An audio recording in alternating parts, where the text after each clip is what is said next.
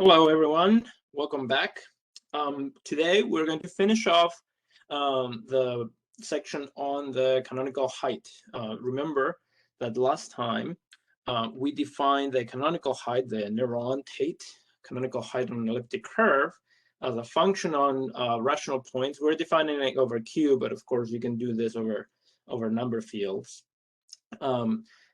So it's a function on the points, on the rational points on an elliptic curve, defined by this limit, which is this funky looking limit. What it does is we had a fine function that was a height, this sort of like the naive function of height. For example, here h of f can be the x coordinate of a point on an elliptic curve, and that is fine, except that it satisfied all the properties we wanted for a height, at least what we wanted for a height to prove the descent theorem, to complete the proof of the Mordell-Weil theorem. It satisfied all those properties up to some error. And what this does, what the canonical height does for you, is that it's going to satisfy all those properties, but exactly. And that's pretty nice. Okay, so last time we proved that the limit exists, and it is independent of the choice of the even function f. And what we're going to do today is prove the properties that the function satisfies. So this big statement of a theorem, this we talked about last time. So if you have an elliptic curve with a canonical height h hat, we're going to prove these properties. In particular, we're going to prove that it satisfies what's called a parallelogram law. It satisfies, this is one of those examples of a property that we knew it was satisfied by the height, like the x coordinate, up to some error. But you see that here, the height of a multiple is m squared times the height of the point. Exactly. That's crucial, because that we're going to need that to do things like this property over here. This property over here is going to tell us that whenever the height is zero, exactly zero, then that's if and only if P is a torsion point. And this is going to be really useful, as we will see in an example at the end of this video, that is going to allow us to compute linear dependencies between rational points. Okay, so let's prove this theorem. So here's the proof of the theorem. Again, we have an elliptic curve over Q, and I have a canonical height h. And first, we want to prove what's part E in the theorem in the book, that if f is even, then what I said, the exchange rate between the canonical height and the height attached to f is just degree of f times the canonical height is h of f plus some constant, and the constant only depends on E and f. Okay, so how do we prove that? So we want to prove this. So recall that we proved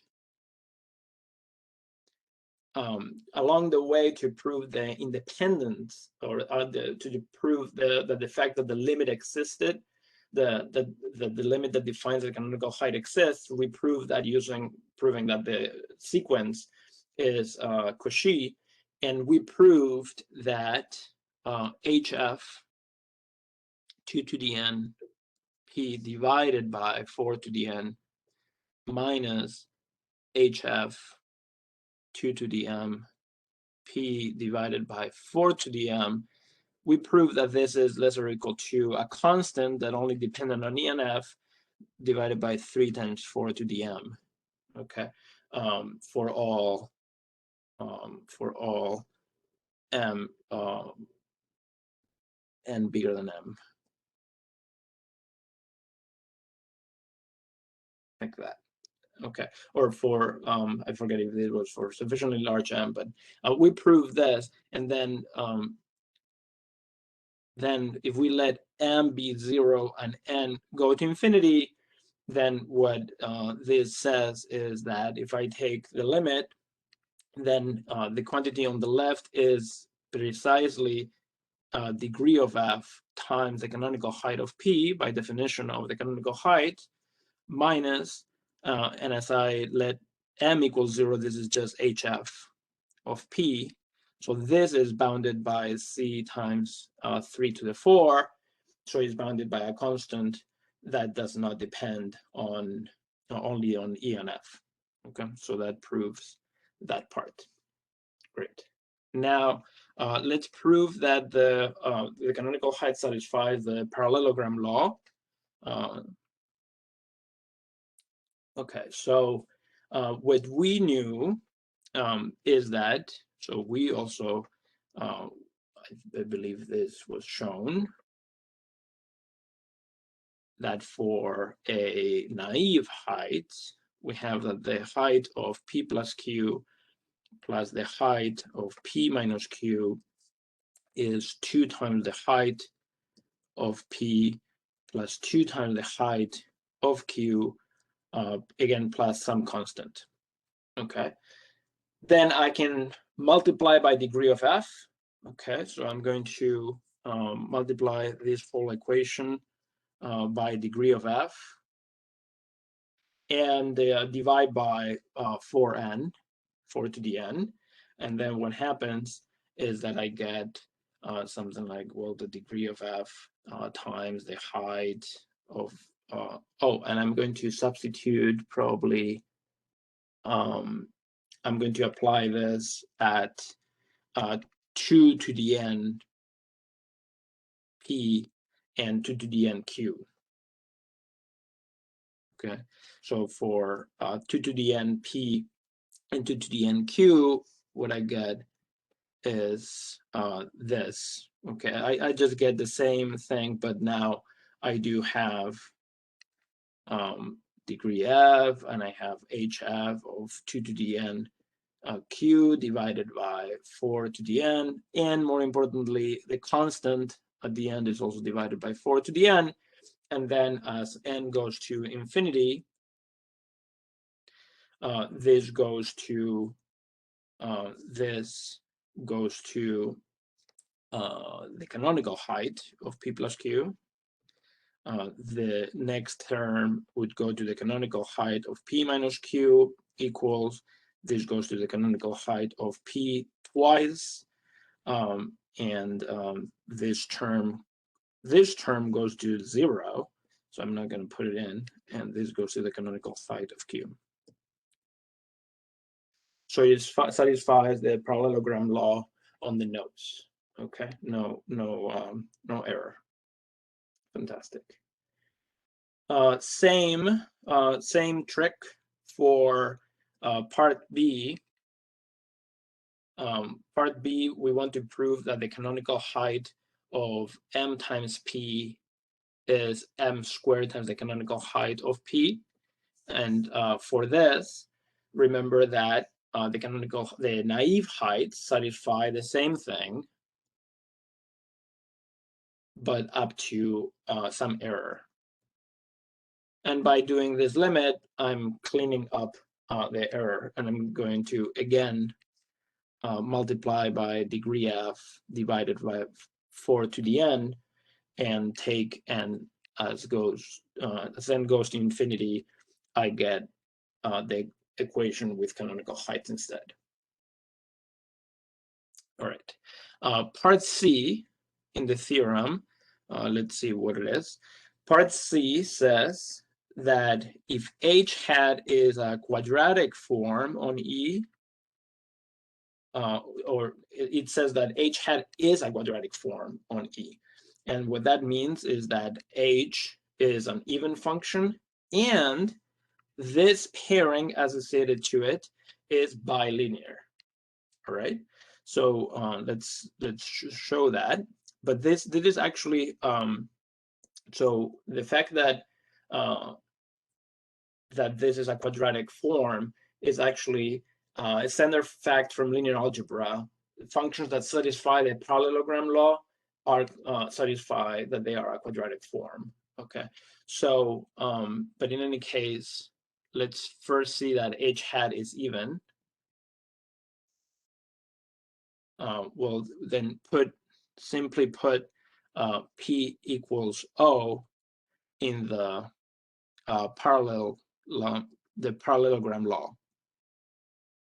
What happens in the parallelogram law when I put p equals 0, I get h of p plus q, so this is just q, plus h of p minus q, so this is minus q, equals twice the height of O, plus twice the height of Q, right?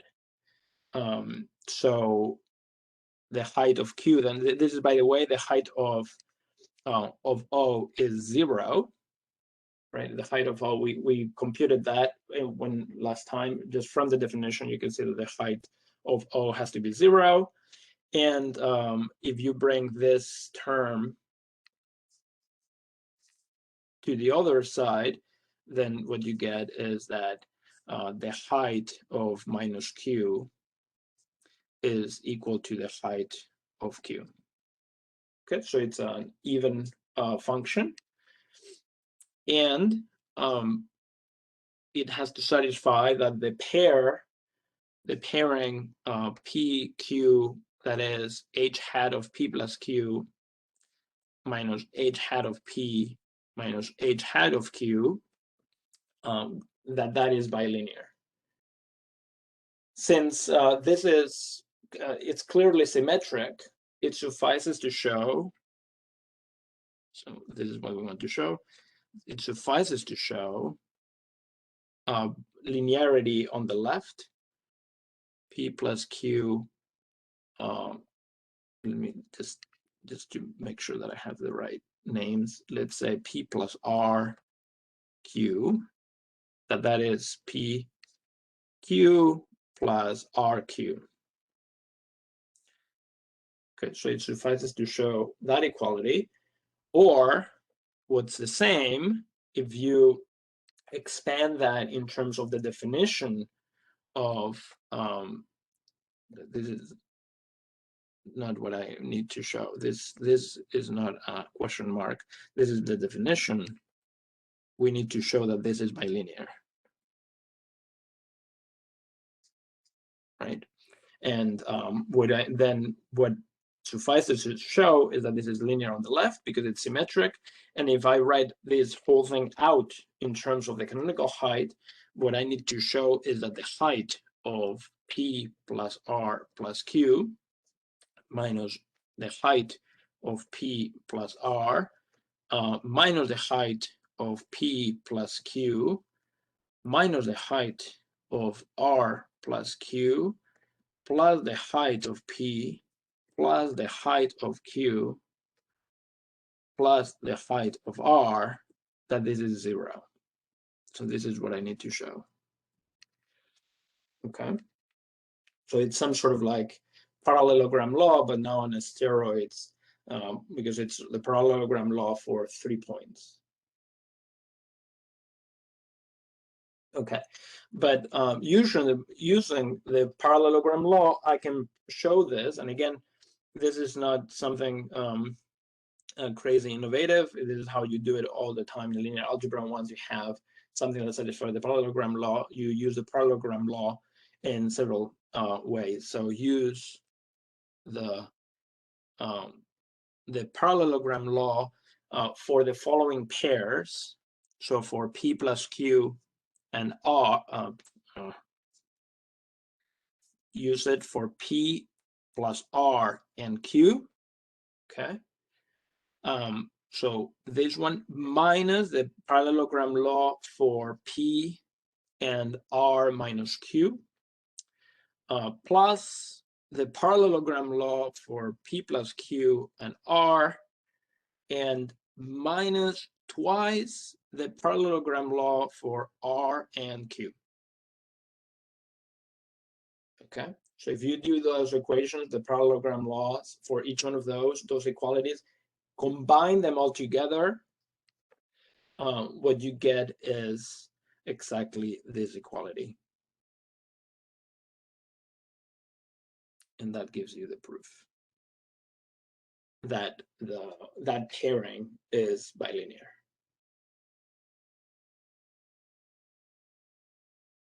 Okay. We'll come back to this pairing in a second, but let me just finish off with my favorite fact here. First of all, that the canonical height is positive. That follows because the height of the heights on coming from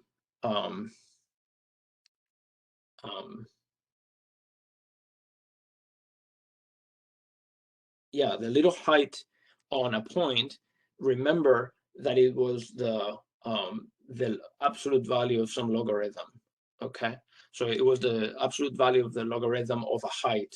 So this is the logarithm of the absolute value of the height on rational numbers of f of p,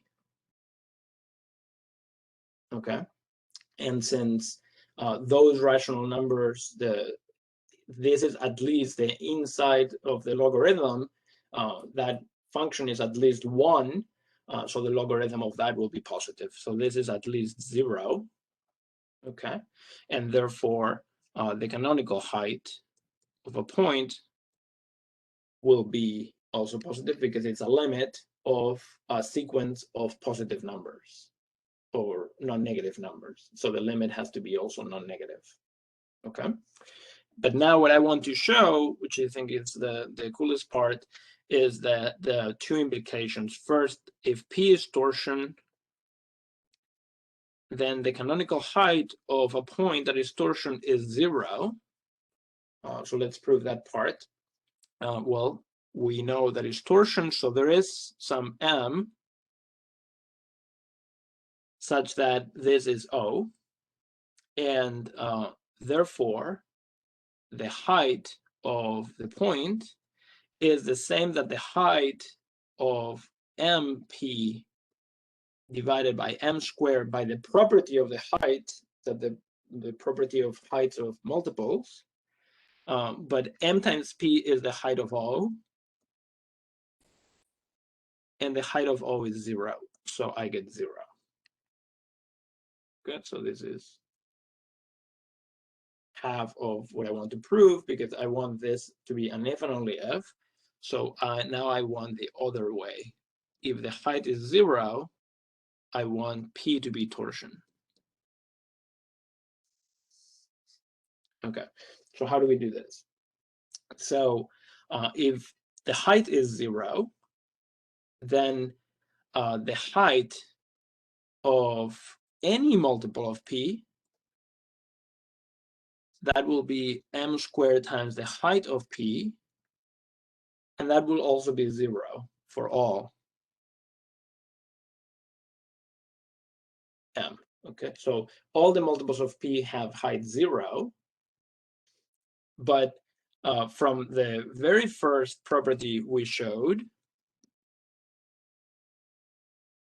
so part E on this proposition or this theorem, which was the very first thing we showed, there was a constant that only depended on E and F, not on P, such that for all M, what do you have? The height of M times P, the naive height, little f, that is degree of f, height of MP minus height f of MP. This is an equality because I've added 0 exactly to this, right? Because that is 0, so this is equal. But this says, the property E says that the difference between degree f times the height, times the canonical height minus the naive height attached to f, that is bounded by a constant that depends only on the elliptic curve and f. Okay, so this is bounded. All right, so this says that for all M, the multiples of P have naive height that is bounded by the constant, So that implies that the points P, 2P, 3P, etc., all of them are contained in the set of points, rational points, such that the naive height is bounded by a constant. But points of bounded height form finite sets. That was the key property of heights, and this is a finite set. So these multiples of P are actually a finite set. Therefore, it cannot go on forever. And at some point, I have to have a repetition that, so at some point, there is a repetition that n times P is some other,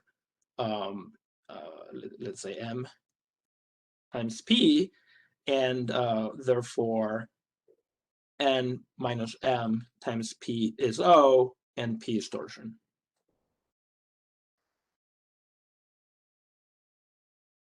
Okay. And that's it. There was one more property. There was a property of the uniqueness of H hat.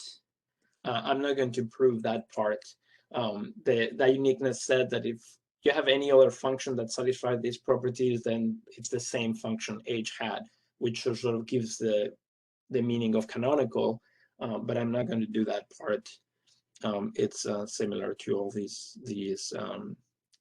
proofs. Okay. So this is great that the canonical height satisfies all these properties that we wanted, but exactly. And the fact that it's a quadratic form gives me even better things. So there is also some standard material from linear algebra, which I'm not going to prove here, but there is this lemma that says that if I have a finite dimensional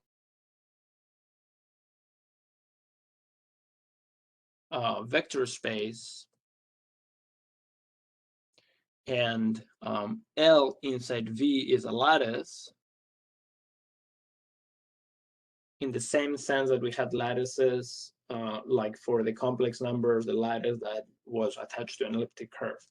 So some additive subgroup that when you tensor with R, you get the entire vector space. And suppose that Q from V to R is a quadratic form such that whenever we have a point in the lattice, Q of P is 0 if and only if P is 0 in the vector space.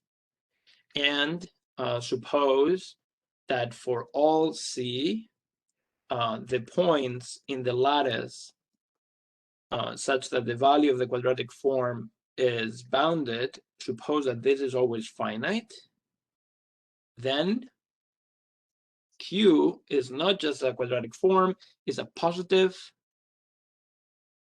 definite quadratic form on V. Okay. So that means that all the values are the same sign, and positive means that all the values are positive. Okay. So so then I can apply the canonical height. I'm going to create a vector space over R simply by tensoring my rational points with R. Okay, so the canonical height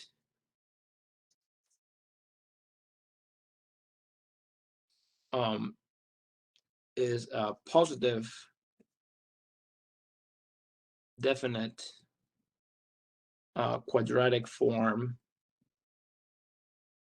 on EQ, but with coefficients in R.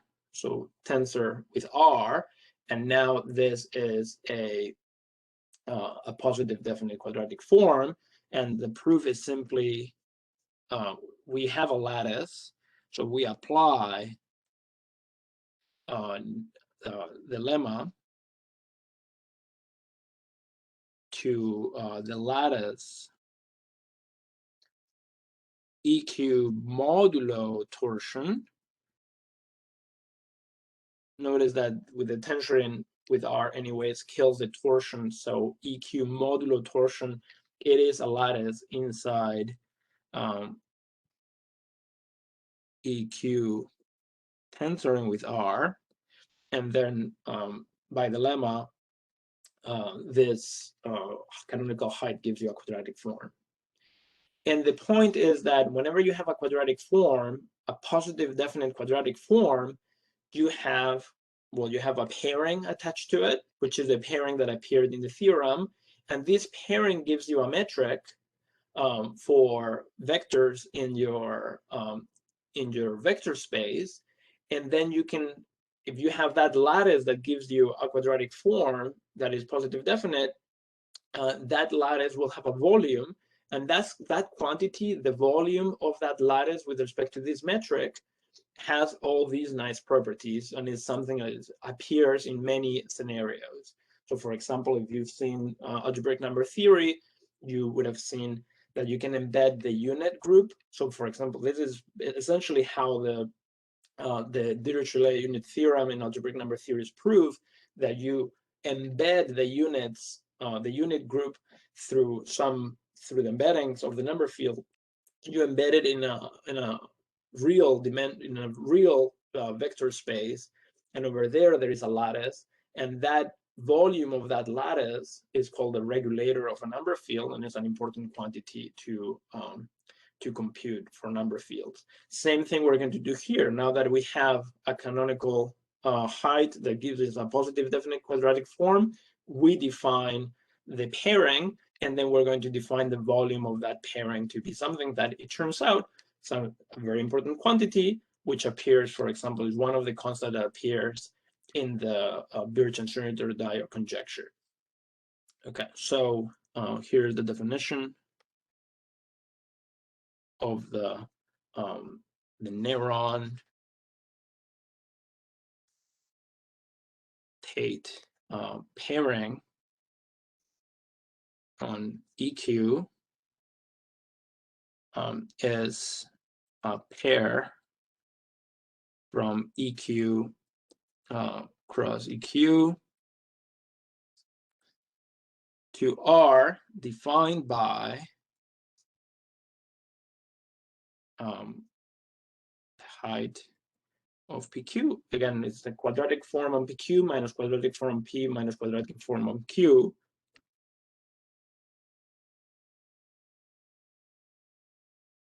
Like that, okay?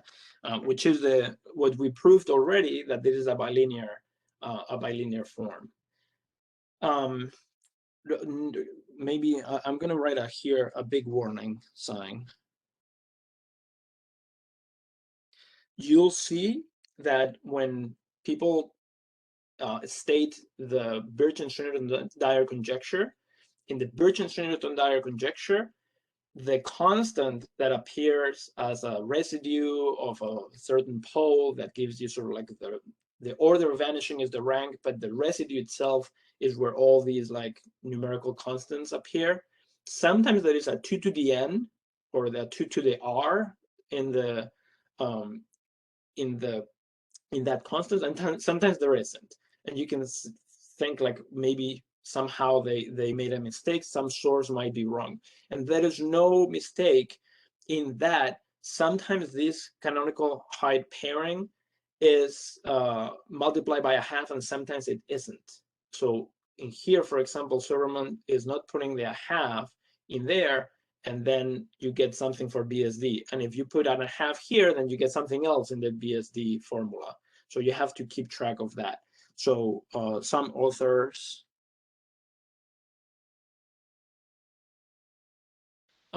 define the pair to be 1/2 of the height of P plus Q minus the height of P minus the height of Q, which has the benefit, I actually like that better, it has the benefit that the pair of P and P is actually the height of P. In here, with this definition, the pair of P and P is actually twice the height of P. So you see that it actually is a little bit nicer with the half. It is a little bit uglier. The definition is uglier, but then the pair of P and P being exactly the canonical height is sort of nice. Okay. And I believe this with the half is more common when you do in general, when you're talking about quadratic forms in general, that the pair has a constant of a half in front more typically. But in any case, let's keep to this definition. All right. You also have to be careful if you use computer algebra packages like Magma or Sage, what definition they use for the canonical pair. So there might be times where you're trying to do something and something is off by a factor of a half, and that's the reason that you might be assuming that the height pair is defined in one way, but it's actually defined in some other inside the package. Right. So yeah, so now that we have a canonical pairing, then we can define what's called the elliptic regulator. The elliptic regulator of E is the volume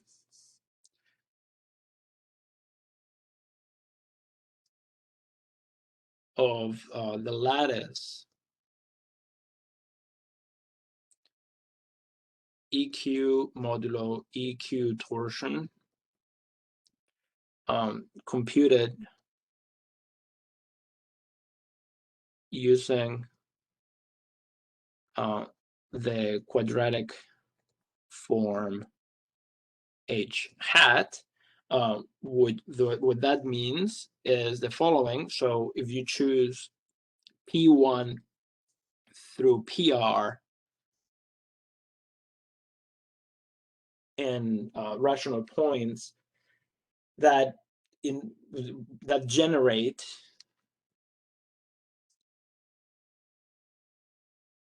all of E over Q modulo torsion, then the regulator is the determinant of the matrix that has coordinates pi, comma pj for I and j up to r. Because it's a square matrix, you take that determinant and then you get a volume, and that is the regulator. If R is 0, so you don't have any generators, we define the regulator to be just 1.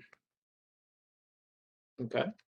By the way, this regulator gives you a volume, right, of like the vector space generated by whatever points P1 through PR. In here, I'm picking P1 through PR to be generators of the Mordell-Weil group. So I know by definition that these are independent, and therefore they form a parallelopipe that will have non-zero volume, right? But I can use the same trick with any points. You give me 7 points that you found on an elliptic curve. I can throw them into my vector space EQ cross R through the quadratic form, and then I can compute a volume of the would-be parallelopiped that these vectors form.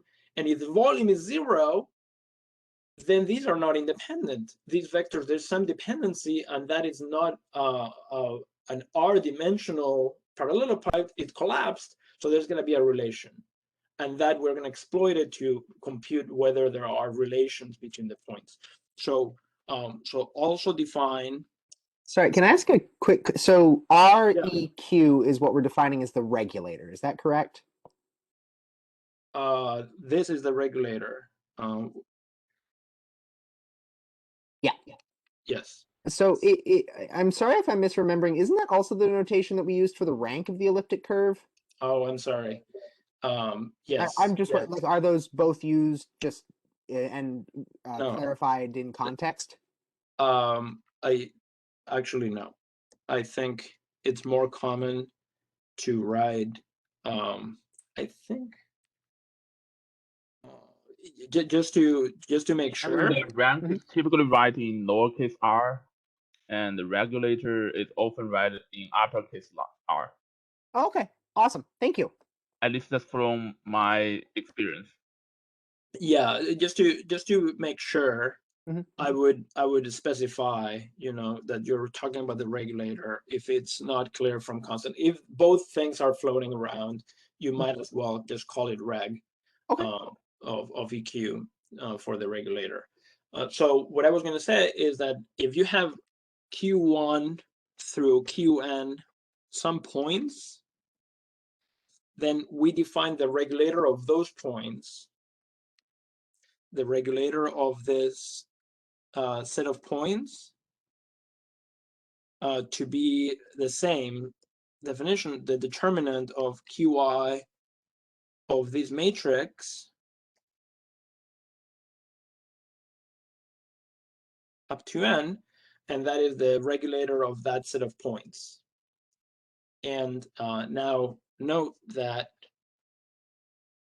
the regulator of an elliptic curve, as defined, that is positive because it's a volume of a non-trivial parallelopiped.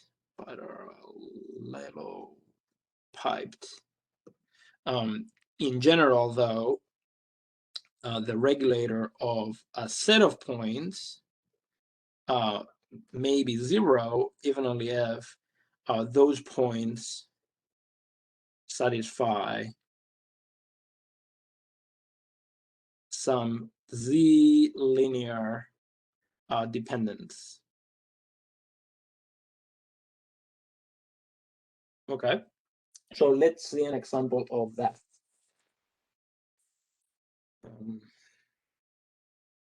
So here is an example.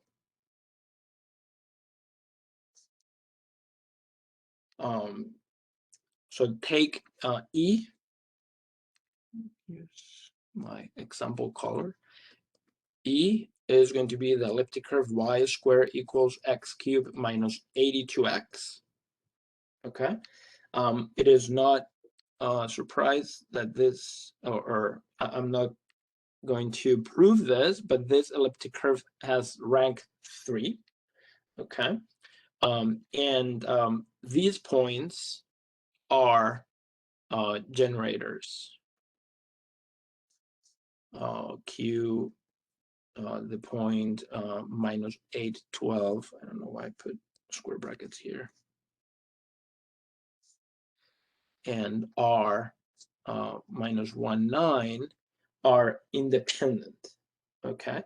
But take one more point, T, to be 98 minus 966. Okay, and so suppose we don't know about the rank and we just have 4 points in here, and I want to know how many of these are linearly independent. Maybe they're all multiples of one of them, or who knows. So without knowing the rank or without knowing what are generators, one wants to try to find out what relationships there might be. So what we do is compute. So for example, compute the regulator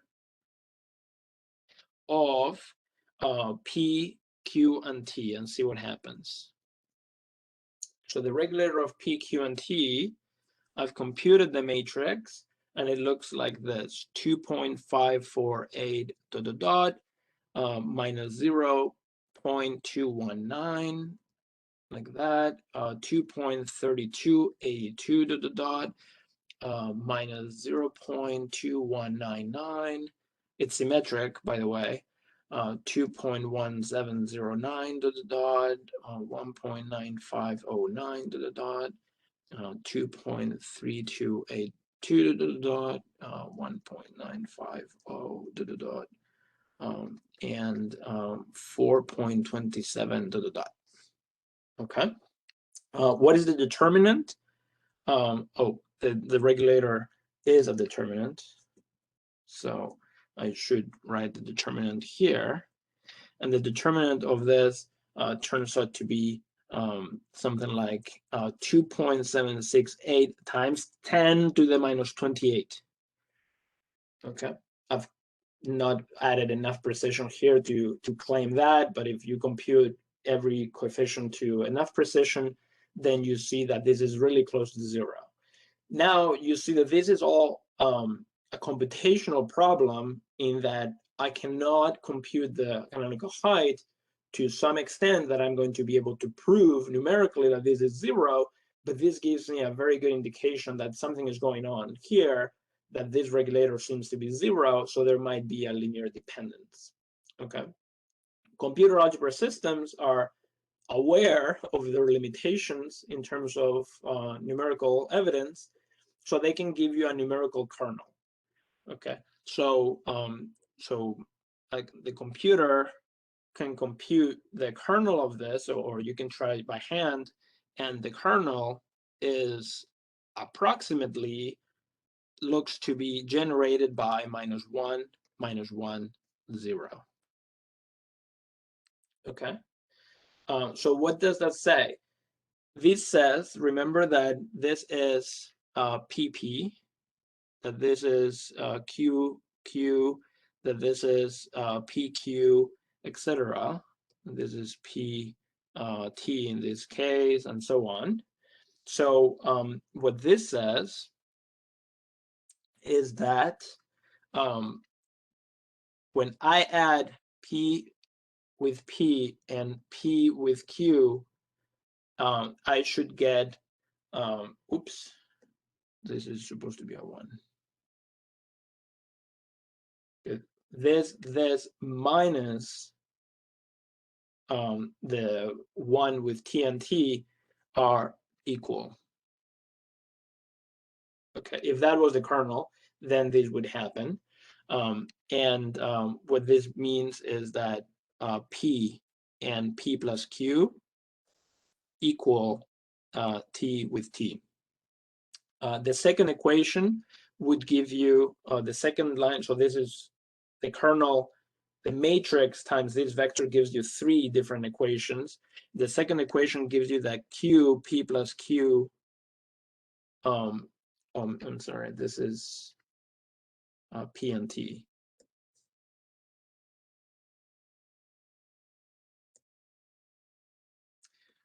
This is Q paired with T, and the third equation gives you that T and P plus Q pairs the same way that T and T.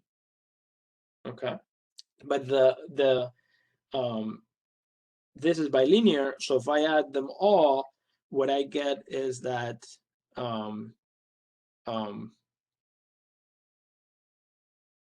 what do I get?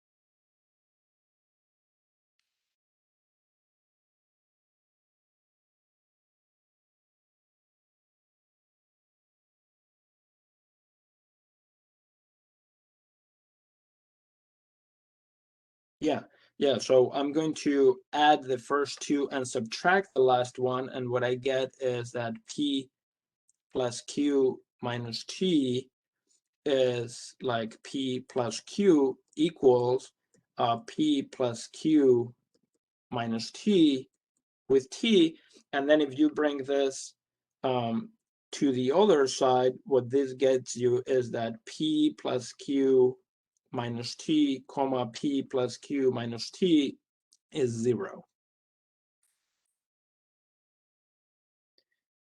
Okay. And what does that say? Well, that says that, remember that, let's put a little box here, that whenever I have that P and P, the pair of P and P, that is the height of 2P minus the height of P minus the height of P. The height of 2P is 4 times the height of P, so this is twice the height of P. So if this is 0, that's if and only if the height of P is 0. Okay, so this tells me that the height, the canonical height of P plus Q minus T is 0. And that tells me that, remember that the height, the canonical height is 0 if and only if the point is torsion, that P plus Q minus T is a torsion point.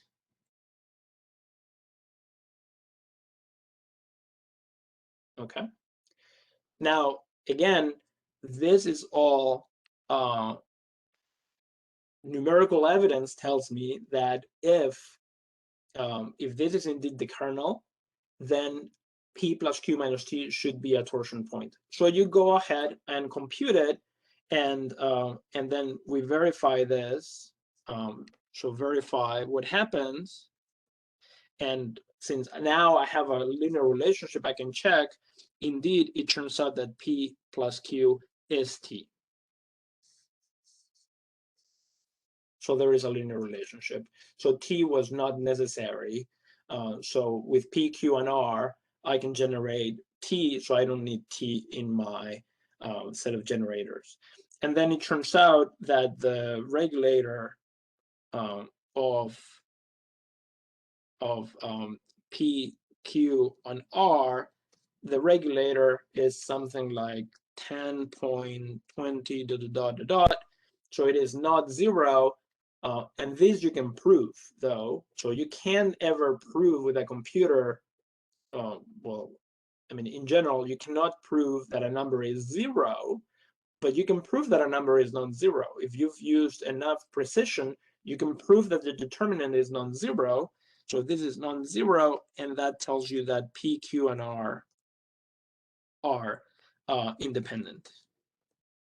And in turn, it turns out you can prove that these are a basis of the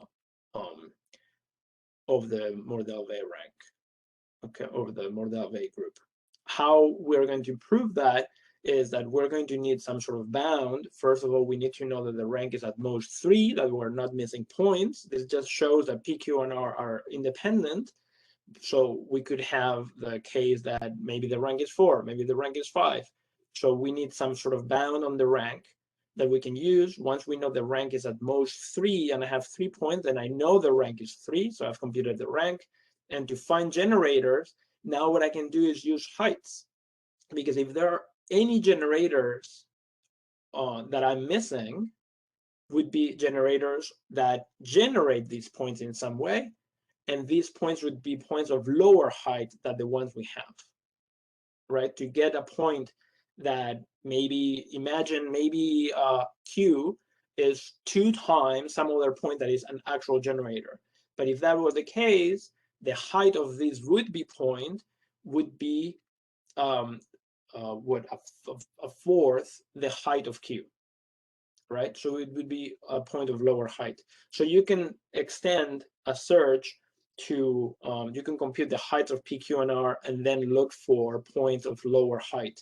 But there are only finitely many such points because of the property of height. And then you can do a search. There's no other points, so P, Q, and R would be the generators of your Mordell-Weil group. Okay, but the key is that the regulator matrices are what are used to compute linear dependencies of rational points. All right, so I'm going to stop here, and then I'm not going to cover chapter 9 in this course on integral points on elliptic curves because of lack of time, but I encourage you to read it, to read at least through Siegel's theorem, which says that there's only finitely many integral points on an elliptic curve. All right, I'm going to move on though.